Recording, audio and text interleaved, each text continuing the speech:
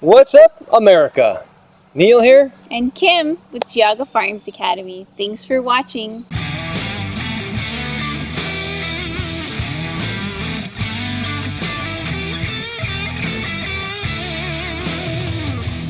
Today we're going to talk about a very important detail for firearms in a self-defense situation.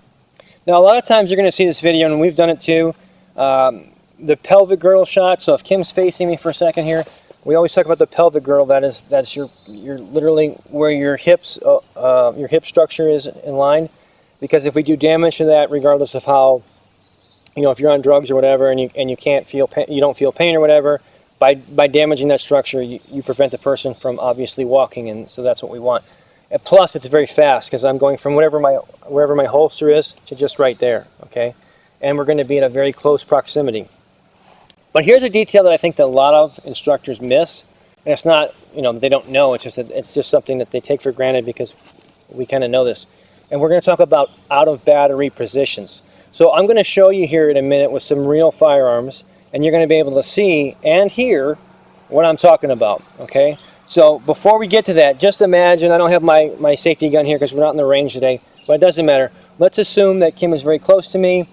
She's got her hands up here, maybe she's trying to hit me, whatever the case is, and I get my gun out, right? And a lot of times we talk about pressing off on the target, taking our shots. Maybe there's a struggle here for my gun, whatever the case is. But there's a very, very important key to this slide and the relationship to the gun. So let's take a closer look on that. So we're going to use two distinct guns. One is going to be the SIG 226 with a hammer, so you can see how it's going to work with the hammer. And then Kim is going to also be using the M&P. The M&P, and that's going to be the full-size version. That's a striker fire gun. I could bring a Glock out here or whatever. It doesn't make any difference. The general principles are going to be the same on both guns, but you're going to be able to see up close now what I'm talking about. So here you can see, obviously the gun is in battery, so if we were to press the trigger right now, there you can see very easily that the hammer goes forward. Now, let's say, for example, and here is the back portion of the gun, so you can see how detailed this is. If I, again, press the trigger from here, we're in good shape. However, if I move the slide just that little bit, so there you can see, so that is in battery, that is out of battery. That tiny little bit. So you can imagine that even if this face is pressed just a tiny bit on something, I will not get a bang. Even though I have a round in here, it's a good round, the gun's working, full magazine. If I am to press just that much, no bang. Okay, now let's look at the same thing with the striker fire gun. So here is the M&P. Same concept. If I press the trigger properly in battery, everything is great. If we look at the back here and I press the trigger again, no problems. Now that said, if I create that gap, just that little tiny bit, so that's full in battery, I don't even know if the camera's going to pick it up, just that little bit, nothing. Battery, and you can hear it click. Oops, that's too much. Just that little bit, nothing. Again, wouldn't make any difference what manufacturer it is. That is a safety feature of the gun so that we don't have any issues within the chamber and that gun going off. So as soon as that gap comes, now again, we've safety checked it. We know there's no rounds in it, so the only time I'm doing this, and don't do this at home, but if I were to press up against the face of it, look, just barely touched it. That's even too much. No matter what shape of my skin, if I just barely touch that gun, it will not fire. Okay, now where this fine detail comes into place is because I've shown in previous videos, and I'll show some more. We'll do a lot more with this. In a scenario where Kim is the good person here, she's got her CCW, whatever the case is, she pulls her gun out, and somehow I grab onto the gun. Obviously, she wouldn't point it out. That's not the point of the video here. It's just to demonstrate this technique. So I go to grab this whatever way I can. So the one technique that Kim's going to do is drive the gun forward to me and then pull it back. She can also add a twist to this, because when she twists the gun, she has all the leverage. There's no way for me to hold on to that. I realize we took the slide off of it just for safety reasons. But the bottom line is, this technique works. However, remember that if she points the gun at me, a lot of people would say, well, why don't you just shoot? Because you cannot. That's the fact. Because you cannot.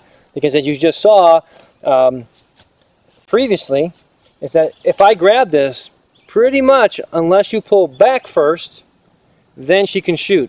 But if that inertia is forward, under stretch, you're kind of just driving that gun forward, that gun will not go bang. Okay? And we'll do some more in-depth looks at some techniques and things for that. I just want to kind of really focus on that detail about that slide being out of battery. Okay, so once you get the gun back, what's the first thing you're going to want to do? You want to do the tap, rack, and bang. All right, now what details do we want to consider about that? Why do we do the tap, rack, bang? So we do the tap because we want to make sure there's a magazine inside, because if there's no magazine and there is a round in the chamber, then we just spent our last round. So hold on, just so we're clear on this. A typical tap, rack, bang is that the gun didn't go bang, and so we're making sure that when we tap that we're seating a magazine, correct? But in this case, because we're in a struggle of some sort, maybe that magazine release got pressed during the struggle, that mag fell out, right? You're like, well, I would know. No, you won't, because you're under stress, you're fighting for your life, you're not going to know that. So when that magazine falls out, now that when Kim goes to tap, rack, but right there, she's going to know, she's going to feel that, do I have that smooth base of my magazine, or am I hitting a base of a empty gun? And if we feel an empty gun, what do we not do? We don't want to rack it because we just lost our round. Because yeah, if you had that one round, will the gun fire with only one round and no magazine? Yes. Okay, so which is another thing about magazine safeties and guns, whole other topic. That's why I don't believe in those. In that case, you have at least that one round to fire for that fight of your life. But if you go and pull that slide back, you just threw out the life-saving round that you may have. Okay, again, we'll make that all more detailed later on. But I at least wanted you guys to understand that detail. We hope you guys enjoyed this video. If you did, please give us a thumbs up. We always appreciate that. Like it, share it, comment. You can, of course, find us here on YouTube. Make sure you subscribe and also click that little bell so you get notified every time we put a video out. Tweeting. We got Twitter, we got Facebook, and we got Instagram. So make sure you're following us on all those platforms. We put all of our premium content on Patreon. Until next time, remember, it's always better to be judged by 12 than carried by 6.